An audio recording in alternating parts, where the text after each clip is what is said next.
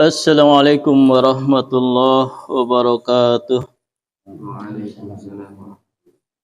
Nahmaduhu wa nusalli wa nusallimu ala rasulihil karim wa ala alihi wa sahbihi ajmain amma ba'd.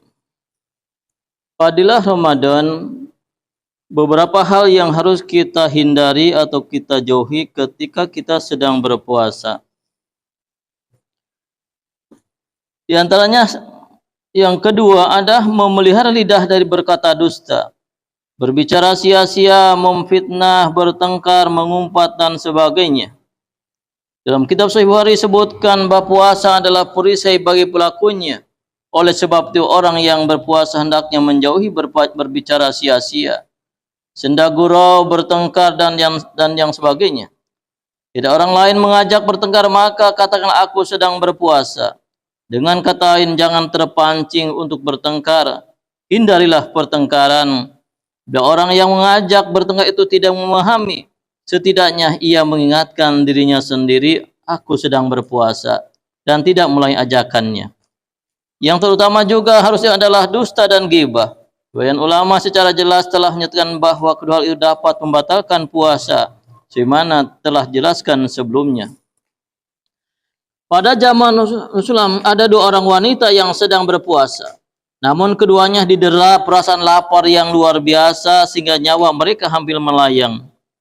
Ketika para sahabat anhum memberitahukan hal ini kepada Nabi, beliau mengirim sebuah mangkok dan memerintahkan kedua wanita itu agar muntah ke dalam mangkok tersebut. Ketika mereka muntah, tampaklah gumpalan-gumpalan daging dan darah segar di dalam mangkok tersebut. Para sahabat sangat terkejut, lalu Nabi bersabda, mereka berpuasa dengan makanan halal, tetapi memakan makanan haram dengan membicarakan keburukan orang lain.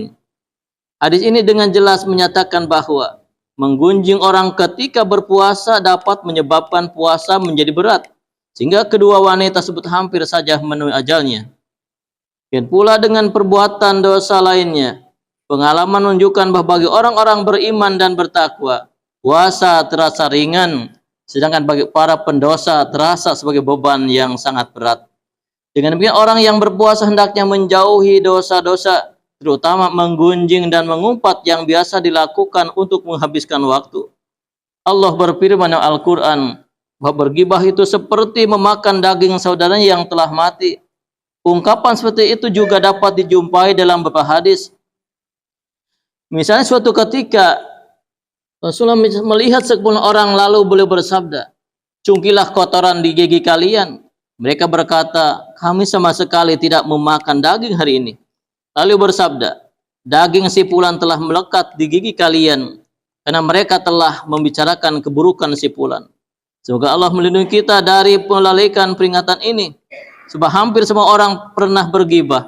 Jangankan masyarakat awam, tokoh-tokoh agama pun tidak lepas dari menggunjing. Ironisnya kita sama sekali tidak menyadari perbuatan gibah itu. Dan apabila ada perasaan tidak enak dalam hati tatkala menggunjing, maka segera ditutup-tutupi bahwa itu hanya menceritakan suatu kejadian. Suatu ketika seorang sahabat bertanya kepada Nabi, apakah gibah itu? Jawab beliau, membicarakan sesuatu tentang saudaramu di belakangnya yang tidak disukainya. Tanya sahabat lagi, bagaimana jika keadaan saudaraku memang seperti itu? Ya beliau, jika benar demikian yang cerita benar, itulah gibah. Jika yang diceritakan itu tidak benar, kamu telah menfitnahnya. Ketika Nabi SAW melewati dua kuburan, beliau bersabda, kedua penghuni kubur ini sedang disiksa. Seorang disiksa karena suka membicarakan aib orang lain atau gibah, dan yang lain disiksa karena tidak berhati-hati saat kencing. Rasulullah bersabda, ada lebih dari 70 derajat dosa dan dalam riba. Yang paling rendah sama dosanya dengan menjinahi ibunya sendiri dan mengambil 1 dirham dari riba. Dosanya lebih buruk daripada berzina 35 kali. Riba yang paling buruk adalah merusak kehormatan sesama muslim. Masih banyak hadis lainnya yang berisi peringatan keras terhadap perbuatan ghibah dan memfitnah umat muslim. Saya sangat ingin menulis hadis tersebut. Sebab kebanyakan pembicaraan kita dipenuhi dengan kemaksiatan ini, ghibah dan fitnah. Namun saya menganggapnya telah cukup dengan tidak menulis seluruhnya. Karena inti pembicaraan di sini bukan tentang ghibah. Saya berdoa semoga Allah menyelamatkan kita dari perbuatan dosa ini. Saya memohon agar para ulama dan teman-teman untuk saya yang banyak menderita sakit rohani ini.